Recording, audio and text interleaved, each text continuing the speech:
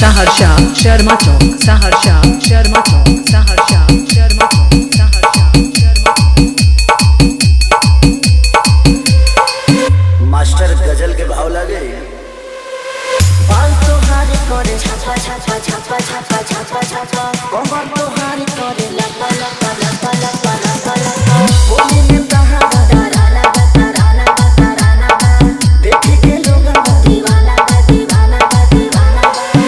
करिएवा पूर्वी के भाव लगे बाल तोहारी करे छापा छापा छापा छापा कमर तोहारी करे लपा लपा लपा लपा बोली में तहारा डराना डराना देखी के लोग दीवाना दीवाना।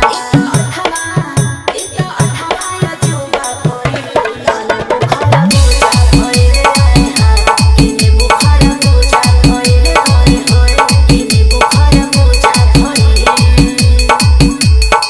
डीजे अमरजीत सहरसा शर्मा चौक, सहरसा शर्मा चौक, सहरसा शर्मा चौक, सहरसा। मास्टर लगन के भाव लगे आवा चले निराहने तो डोलतावे डोलतावे डोलतावे एही से दिल हम बोलतावे बोलतावे बोलतावे खिलत चेहरा नूरानी बा नूरानी बा नूरानी बा छौसो सोना के पानी बा हो पानी बा हो पानी बा।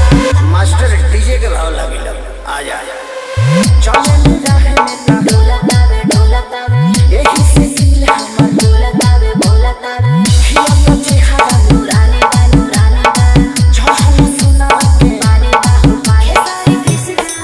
खेसारी कृष्णा के चूजा भइल गाना बुखारा पूजा भइल खाना इने बुखारा पूजा भइल खाना इने बुखारा पूजा भइल हरि खाना हो। DJ Amarjeet Raj Sharma Chowk, Saharsa. Bye bye tata see you, फिर से मिलते हैं।